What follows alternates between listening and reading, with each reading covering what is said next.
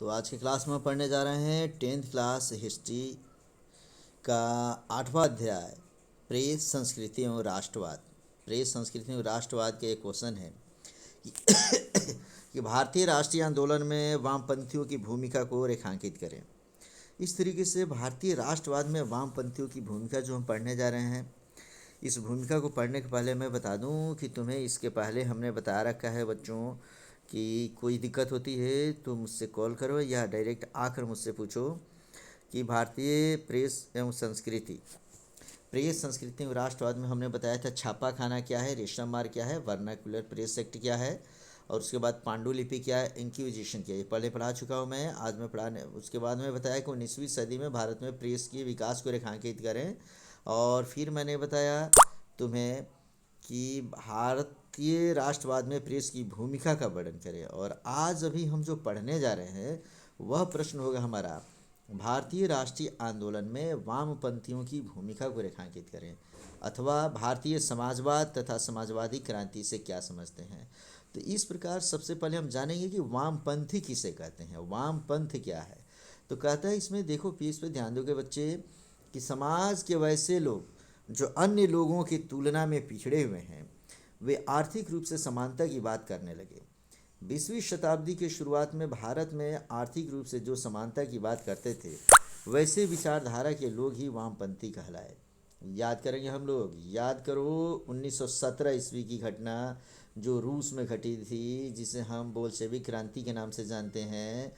उसके बाद फ्रांसीसी क्रांति के नाम लेंगे हम लोग, जहाँ कार्ल मार्क्स के विचारों से प्रभावित होकर, हमने पढ़ाया था तुम्हें ये यूरोप में राष्ट्रवाद, पहले ही चैप्टर मैंने पढ़ा दिया था कि यूरोप में कार्ल मार्क्स की बातों से प्रभावित होकर कुछ लोग ऐसे थे जिन्होंने समाजवाद शब्द की उत्पत्ति किया। और कार्ल मार्क्स ने बताया कि इस दुनिया में अगर 100 रुपया है और 100 आदमी है तो 98 रुपया ऐसा है जो सिर्फ 2 आदमी के पास में है। ये 2 आदमी है राजा और पूंजीपति, और 2 रुपया ऐसा है जो 98 आदमियों के पास में है, वे 98 आदमी है कृषक, उसके बाद मजदूर, श्रमिक।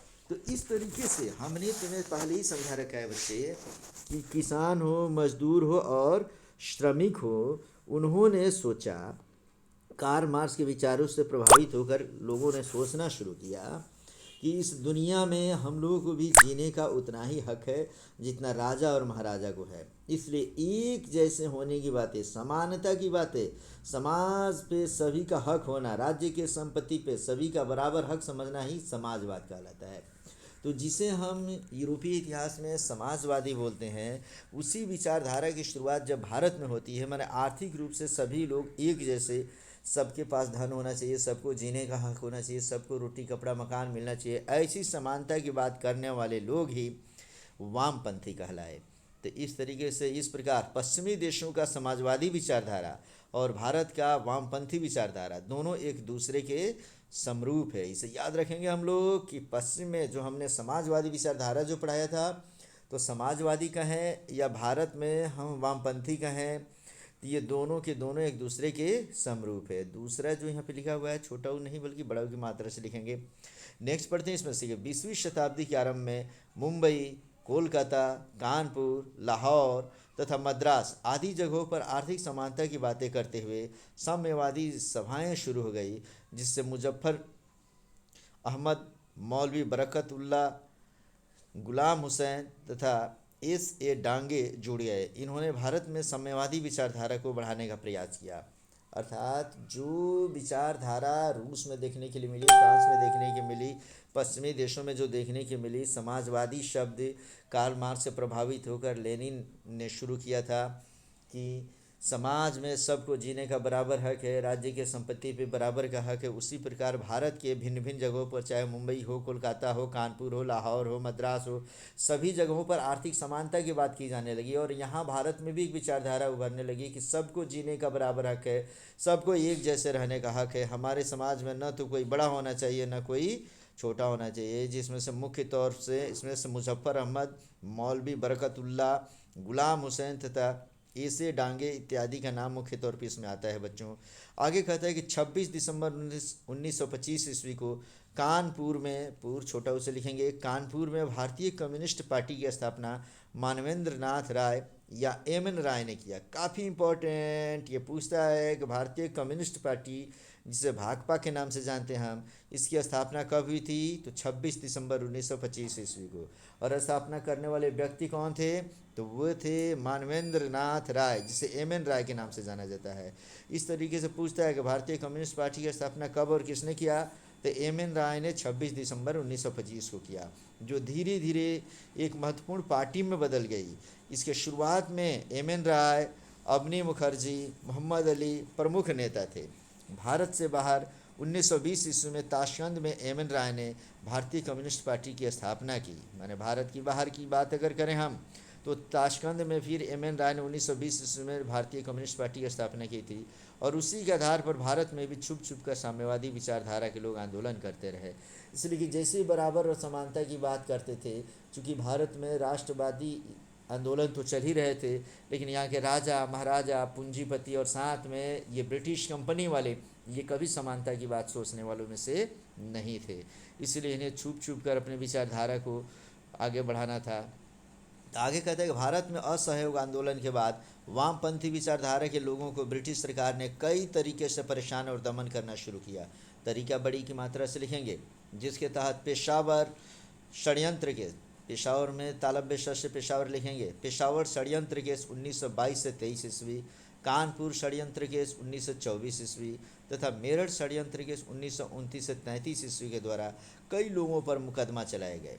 मतलब जैसे ही इस विचारधारा के लोगों ने अपने अपने तरीके से आंदोलन को बढ़ाना शुरू किया, उनमें कई कई अलग सारे केसेस लाद कर और उनको प्रताड़ित करना शुरू कर दिया गया। 1934 ईस्वी में मुंबई में कांग्रेस समाजवादी दल की स्थापना की गई। कांग्रेस का नाम हम तो सुने हैं कि कांग्रेस, अखिल भारतीय राष्ट्रीय कांग्रेस की स्थापना 1885 ईस्वी में हुई थी बच्चे।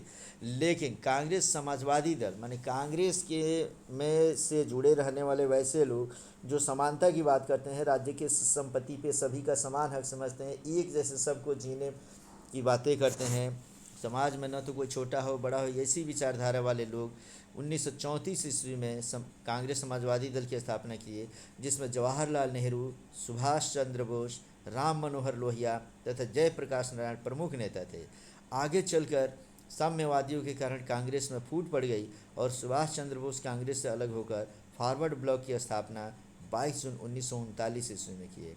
इस प्रकार वामपंथियों ने अपने तरीके से भारतीय राष्ट्रवाद को प्रभावित किया। तरीका बड़ी की मात्रा से लिखेंगे, अर्थात भारतीय राष्ट्रीय आंदोलन को वामपंथियों ने अपने अपने तरीके से भारत में इसको फैलाने का काम किया और फैलाते फैलाते इसने समझो कि भारतीय राष्ट्रीय आंदोलन में एक महत्वपूर्ण भूमिका निभाई। तो इस तरीके से वामपंथी का मतलब हम समझ लेंगे कि पूरे विश्व में, अगर पश्चिमी देशों में, यूरोप में जिसे हम समाजवादी कहते हैं, उसे ही हमारे देश में वामपंथी के नाम से जाना जाता है। पूरब दिशा की तरफ, पूरब को वाम बोलते हैं हम लोग। तो इस तरीके से पूर्वी दिशा के तरफ जो देश है, मुख्य तौर पे भारत की बात करेंगे तो भारत में इस विचारधारा के लोग जो आते हैं और उन्हीं को हम वामपंथी कहते हैं। तो हमारा इसमें समझ लो बच्चे, अब इससे संबंधित किसी प्रकार की कोई दिक्कत अगर होती है तो वामपंथी से संबंधित कोई क्वेश्चन में अगर तुम्हें परेशानी होती है तो हमसे पूछोगे बच्चे। और इस क्वेश्चन को जो हमने तुम्हें दिया है कि वामपंथी भारतीय राष्ट्रीय आंदोलन में वामपंथियों की भूमिका को रेखांकित करें या भारतीय समाजवाद तथा समाजवादी क्रांति से क्या समझते हैं, तो इसमें सभी कई जितने नेताओं के बारे में मैं बोला हूँ उनको ठीक से तैयार करोगे, समझोगे। और कोई दिक्कत होती है तो पुनः मुझे कॉल करो, पूछो और समझो।